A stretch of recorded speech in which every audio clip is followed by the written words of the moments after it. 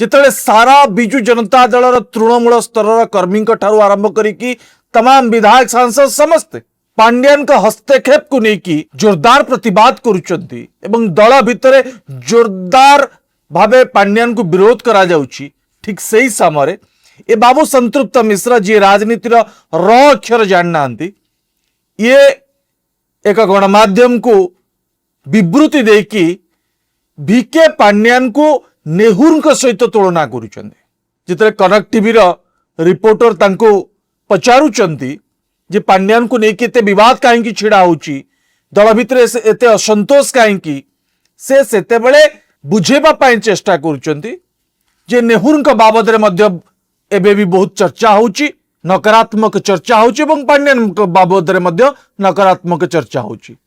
से सीधा सड़क भावे पूर्वतन प्रधानमंत्री देशर प्रथम प्रधानमंत्री नेहुर सहित बाबू भिके पांड्यान को तुलना करुचंती। ए बाबू संतृप्त मिश्र को आधार रे बिजु जनता दल मिशिचंती तांको बिजु जनता दल रे मिसेबा पछर कौन कारण रही ए बाबू पांड्यान